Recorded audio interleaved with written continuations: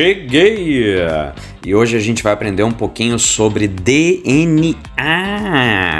E a primeira coisa que eu quero que vocês saibam, DNA, estrutura de DNA, regra de Chargaff, duplicação de DNA, coisas nesse sentido. E a primeira coisa que eu quero que você saiba é a estrutura básica do DNA. Então eu coloquei aqui para você vai ver que está escrito assim bonitinho, né? Polímero D. E aí você olha embaixo, a imagem tem um fosfato, além do fosfato uma pentose, essa pentose é um açúcar, tá? A gente vai ver. E além disso, uma base nitrogenada. Essa estrutura básica, deixa eu escrever para você aqui, ó, de um nucleotídeo. Você já deve ter estudado e você sabe, não é, que uma proteína, por exemplo, ela é um polímero de aminoácidos, enquanto um DNA ou um RNA é um polímero de nucleotídeos. Você vai ver, por exemplo, aqui do lado, ó, deixa eu só fazer uma marquinha aqui para tu entender. Olha aqui, ó, fosfato, base, açúcar, base.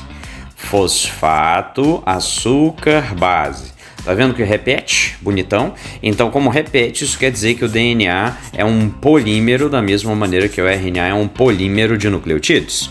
Tem um detalhezinho só aqui que eu vou marcar para você, porque eu achei essa imagem linda, mas a gente sabe que o DNA tem um tipo de pentose que a gente chama de desoxirribose. Por que ela é a desoxirribose? Porque nesse ponto aqui, que é o carbono 2, deixa eu ampliar aqui para você, nesse ponto aqui que é o carbono 2, não é, que você está olhando aqui na imagem, no carbono 2, você não tem o oxigênio dessa hidroxila.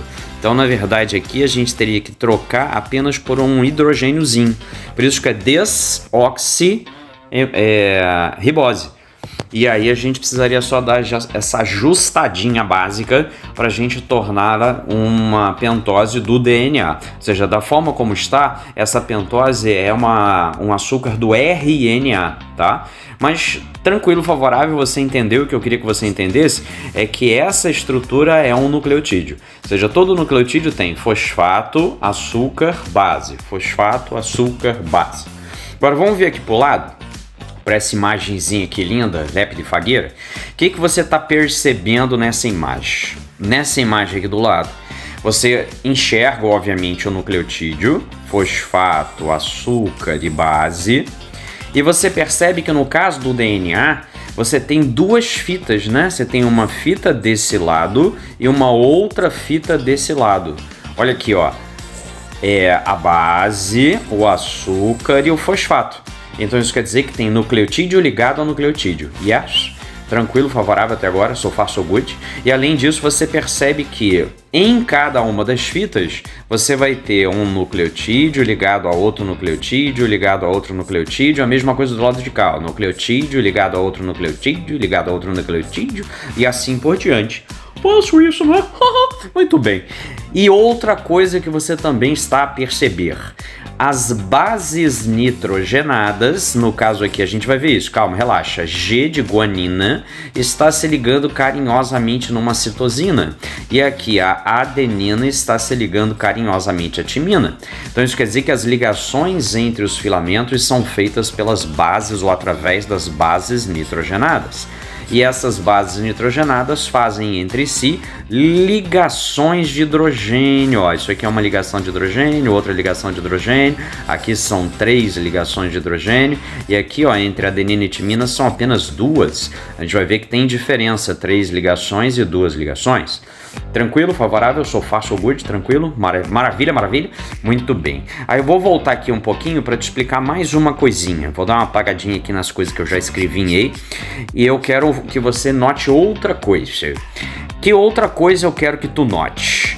Eu quero que tu note o seguinte. Tá vendo esse açúcar, essa pentose? Essa pentose ela tem carbono 1, ó, vou aumentar mais um pouquinho. Carbono 2, carbono 3, carbono 4, carbono 5, certo?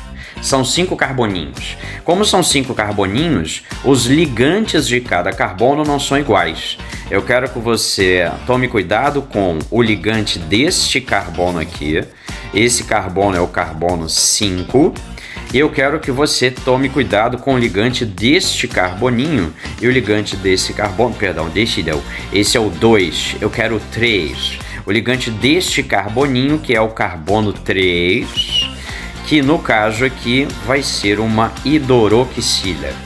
E aí, sabendo desses ligantes, a gente vai para o lado de cá. O que você também deve ter percebido? Você tem as duas fitas, as duas M moléculas do DNA ligadas, mas em sentidos contrários, né? Olha quem é que está aqui nessa extremidade, nessa ponta. Eu já posso dar aquela apagadinha aqui, né? Você já sacou que isso aqui é um nucleotídeo, já sacou que isso aqui é um nucleotídeo. Vou dar uma apagadinha aqui, ó.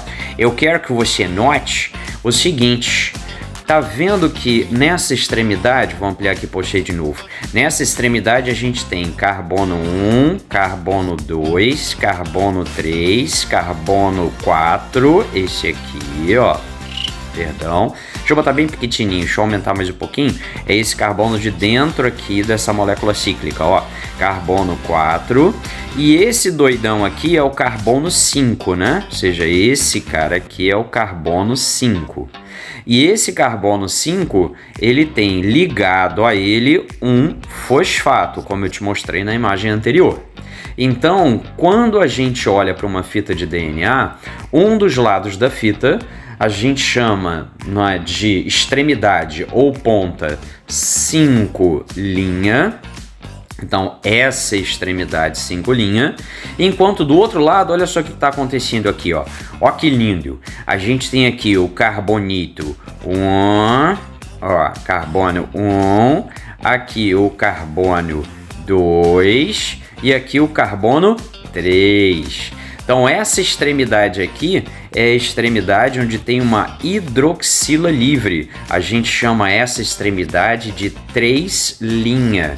Então, isso quer dizer que se numa ponta, olha lá em cima, tem um fosfato livre, na ponta de baixo tem uma hidroxila livre, ou seja, a ponta oposta é 3'. Se de um lado tem 3' lá em cima, do lado oposto tem um fosfato livre. Então aqui é a extremidade 5'. 5 linhas só, 2 linhas nada, 5 linhas só. Então 5'. Tá? Isso aqui é mais para galera específica, não é para galera de não específica, mas a gente percebe que as fitas são antiparalelas. Ou seja, as duas fitas do DNA são antiparalelas. Enquanto uma é construída num sentido, a outra é construída no sentido inverso. Sacou? Entendeu? Então eu vou escrever aqui para você antiparalelas. Isso aqui pode aparecer na múltipla escolha, né? Ele pode virar para você e afirmar as fitas do DNA, ou a fita de DNA, é composta por duas M moléculas antiparalelas. Até agora, tranquilo? Favorável? Então agora vamos dar uma lembrada no pareamento de bases que eu falei para você. Eu disse para você o seguinte, que de um lado que tinha a adenina, do outro lado tinha uma timina. De um lado que tinha uma citosina, do outro lado tinha uma guanina. E ainda disse mais, que as ligações químicas entre adeninas e timinas e citosinas e guaninas eram ligações de hidrogênio. Né? Agora tudo ficou mais fácil. E aí o que você tem que extrair dessa história? Vamos pensar numa bactéria de uma fonte termal. A bactéria fonte termal está 80 graus Celsius. Ou seja, está bem amena a temperatura. E aí a tendência natural do DNA é começar a ter ligação química quebrando.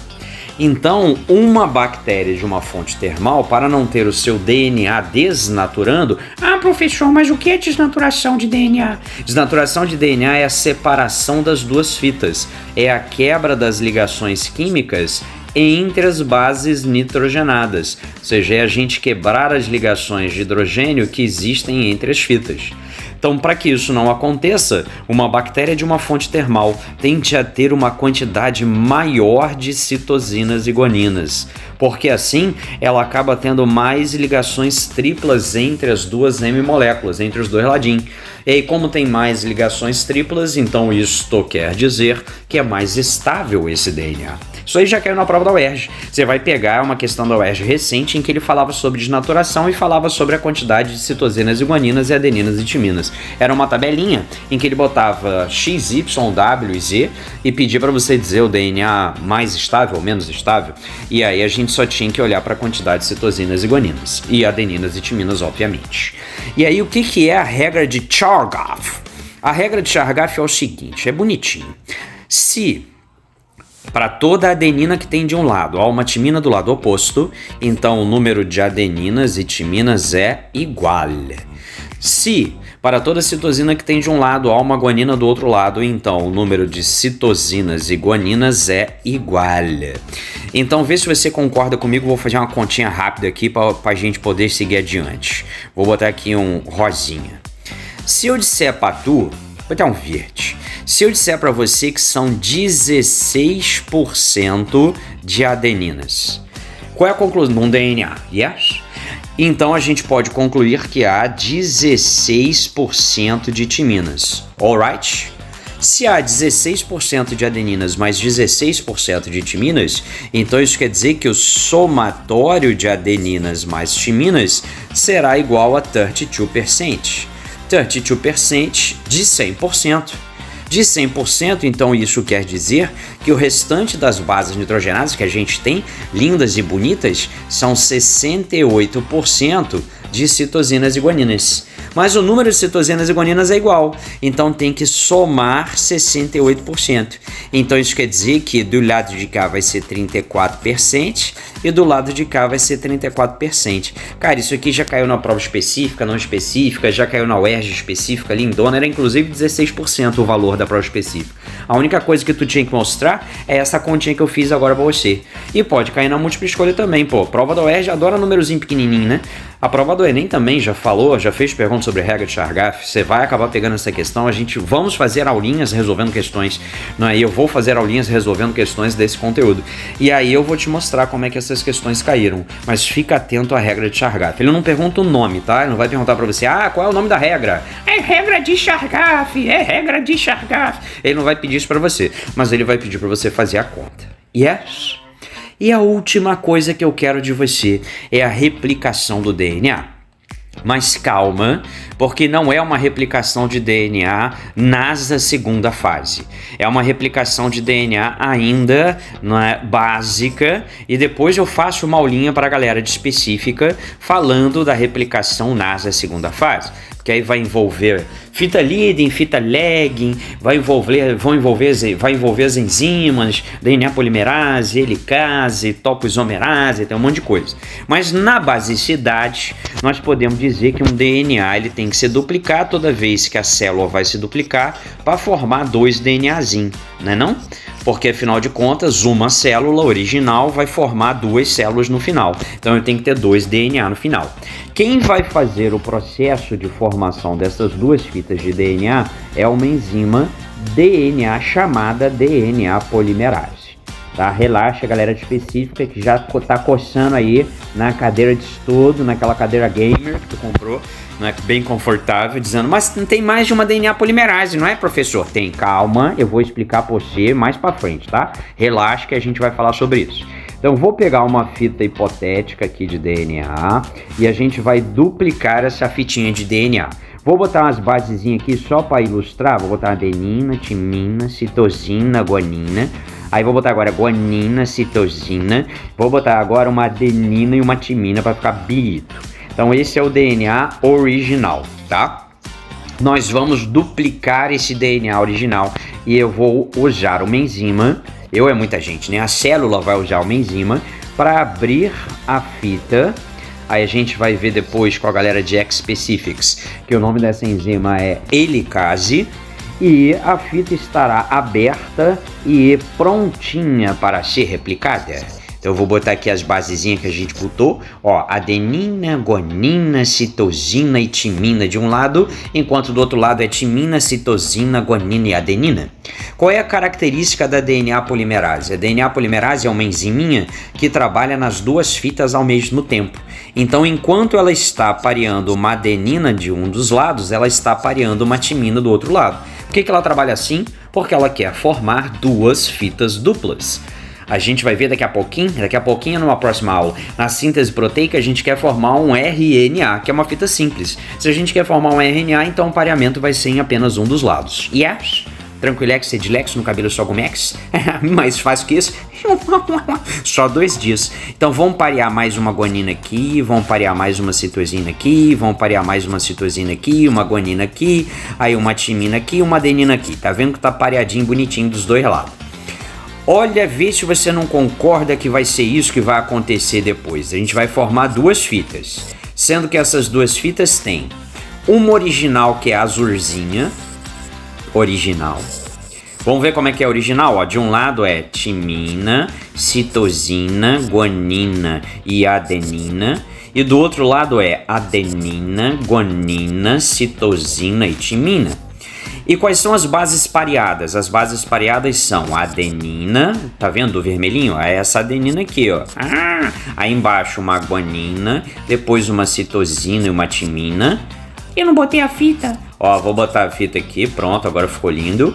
E a outra aqui embaixo também. Aqui timina, que é essa timina aqui, ó.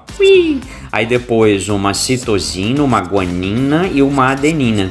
Ou seja, fizemos a replicação do DNA e você está percebendo carinhosamente que as 2 fitas novas formadas têm metade da fita literalmente original, que é a azulzinha, e a outra metade é uma fita nova, que é a nossa rosinha ou vermelhinha, tá? Então a gente pode concluir que o processo de replicação do material genético, isso aqui é uma coisa que o cara pode perguntar para tu, é semi-conservativo. Aí depois eu vou fazer exercício com vocês, porque teve um doidinho que resolveu provar esse negócio. 2 doidos, né? Que resolveram provar esse negócio, que o processo era semi-conservativo, e fizeram um experimento. E esse experimento cai nas questões, tem questão sobre o experimento. Aí eu vou fazer esse experimento bonitão, se de repente você já ouviu falar de nitrogênio leve, nitrogênio pesado, nitrogênio 15, nitrogênio 14, tu sabes de quem eu estou falando. E a gente vai ver isso numa aula oportunamente. Então, quais serão nossos próximos passos? Nós continuaremos a olhar o material genético e eu criarei uma aula linda, bonita e maneira de exercícios resolvendo questões do Enem, questões da UERJ e de todo o vestibular e qualquer outro que você queira. É só você comentar nos comentários, é ótimo, né? É só você comentar nos comentários quais provas você quer e aí eu faço para você. Tudo bem? Tranquilo com a nosso primeiro encontro? So far, so good? Mais fácil que isso, cara? Só 2 disso. Com Cirilo Belo. Sou eu. Então a próxima aula a gente se vê de novo. Quer dizer, não se vê, você só me ouve. Mas um dia a gente se encontra e a gente se vê novamente no próximo encontro. Beijos no coração, hein?